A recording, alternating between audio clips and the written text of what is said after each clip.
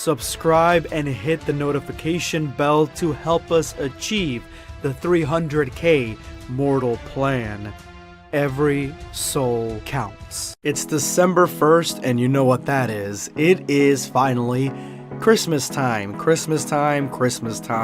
and also time for me to change the banner to something a little bit more appropriate on my Twitter page. If you'd like to follow me on Twitter, I'm gonna leave a link to it in the description below and a top comment. Go ahead, follow me at Dragon Ball Black. And since today is December 1st, I decided I'd do something a little bit different today, and I am going to put together the only 2 Christmas stories that I've ever covered in one special holiday video. So let's go ahead and jump into the winter wonderland that is Veggie Bowl. Now, some of you guys may remember this, but I would guarantee that most of you guys do not.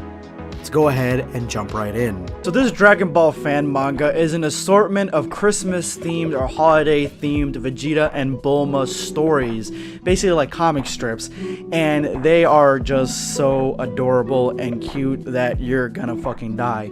So the first one we have here is Bulma making a snowman that looks like Vegeta. And of course, Vegeta doesn't like that, but the snowman is eerily similar to Vegeta, so I think Bulma did a great job. After that, we have Vegeta and Bulma going on a walk. Bulma asks Vegeta to take a walk with her in the snow. They go through the snow and find an igloo, which is called a Kamakura. Apparently Goten and Trunks created this, and Vegeta and Bulma go inside, and then Bulma drops this line and melts Vegeta's icy cold frozen heart. And at the end of this small strip, we have Trunks freaking out because he left his video game in the igloo, but he doesn't want to go in there because he knows that his mommy and daddy are having a moment right now, so he's out of luck.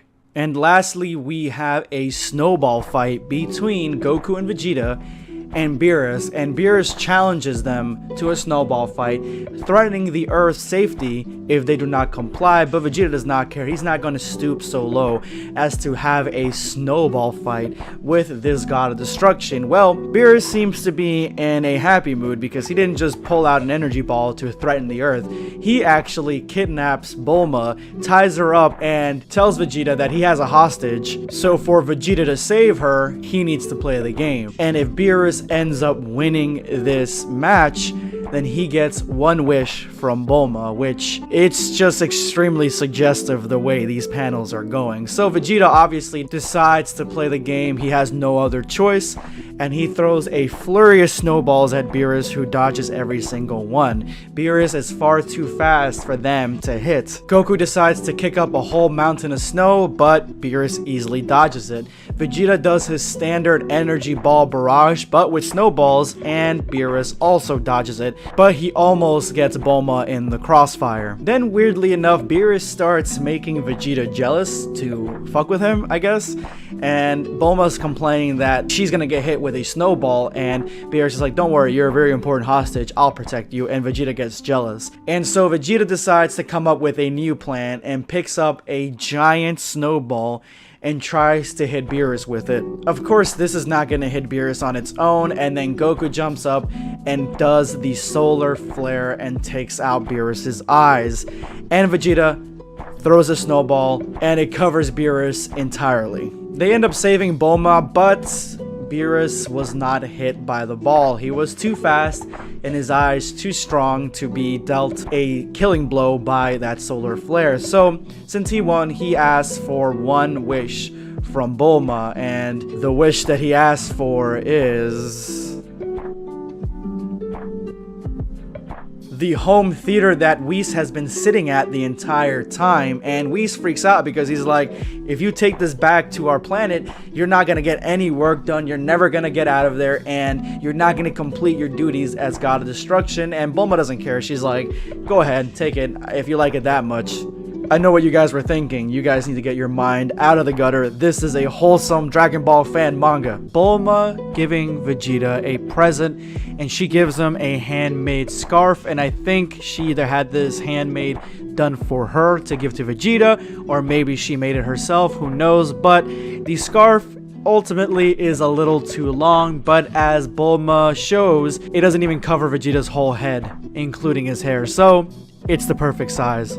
Next, we have the Kotatsu table. Now, I read this and I had no idea what this was until I googled what a Kotatsu table is, and it's a Japanese heated table. When it's cold outside and it's cold inside, this table has a heater underneath it with a blanket, as you guys can see right here. So you can kind of just sit at the table and be nice and warm and cozy with your food on top and relax.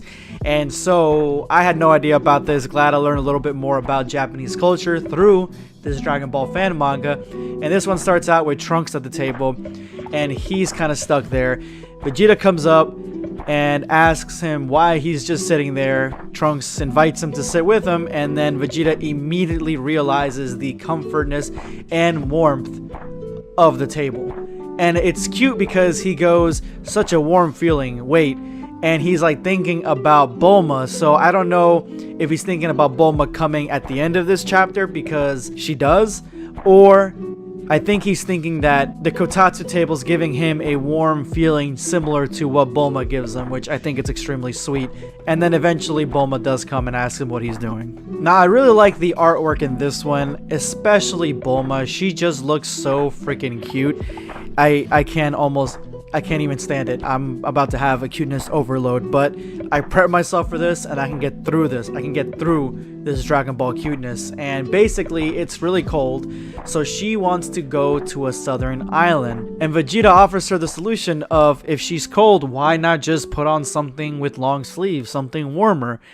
And then she just kind of looks at him with these cute little eyes and this really cute face, and then she just repeats the exact same thing that she said earlier, revealing that she actually has bought a swimsuit. And Vegeta immediately goes to the naughtiness, and that is this the swimsuit with the slits that made me turn red as a beet?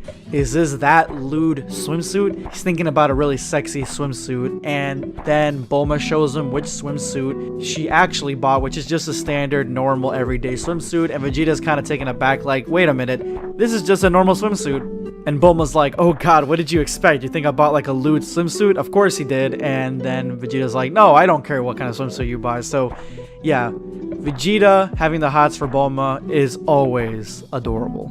The next one showcases a little bit more of Japanese culture, and that is Vegeta and Bulma giving Trunks New Year's gifts. So I guess in Japan they give each other New Year's gifts, or at least the children anyway, and they gave him a lot of New Year's gifts, and Vegeta's like, isn't this a little bit much? And Bulma's like, I'm a millionaire, I can give him whatever I want. And then this giant lion thing comes right behind him, bites him in the head, and scurries off. And what this is if you get bit by the lion, you might live 1 year in good health. So it is part of Japanese culture, and I thought it was extremely interesting. And it's revealed that the people that were underneath this costume were Nappa and Raditz, and they're not even alive. Raditz is wearing a halo. They came back from the dead to do this, so that was an interesting twist. I don't know. The last one is my favorite one, and that is Vegeta basically being Santa Claus. So Vegeta and Bulma decide to be Santa Claus this Christmas, and Bulma creates a sleigh that they can kind of fly around with and dispense presents from. And as soon as she presses the button, the sleigh explodes. So Vegeta feels like he has to go at it alone. But Bulma will not be left behind. She is very much the same headstrong Bulma from the Namek arc, and she wants to go along with Vegeta, even offering the solution, because Vegeta's like, how am I going to go with you when the sleigh is broken and I'm the only one that can fly? You can't fly. And then Bulma offers the very modest and reasonable solution, and that is that we can fly together. You can just hold me like this and we can fly together. And of course, I mean, what are you going to say no to that? I wouldn't. And they fly around giving gifts to all the children of the world. They even see a kid here that sort of resembles Trunks a little bit. And Bulma's like, I want a kid of my own. This is obviously before Trunks is born, as if this was canon or anything. And after everything's said and done, there's only one more thing to do, and that is for Vegeta and Bulma to share a Christmas kiss. The winner of today's hashtag end of video squad the soul that decided to stay till the very end of my previous video and drop hashtag end of video squad on their comment is going to be Shane, Gervin, and Revenant. Cheelai alone on Vampa? Who would want to leave a girl like her? We need the souls for the 300k mortal plan. Thank you so much, Shane. Yes, we do, because we are getting so close, and I can just taste the 300k mortal plan's completion. And I think Broly may leave Cheelai on Vampa if he was off-world training with Goku. I think that the way that they would write it is she would have to stay behind to take care of her daughter, hopefully. Thank you so much for your comment, Shane. This is going to be Blackscape signing off. Take care, guys. Subscribe for more content.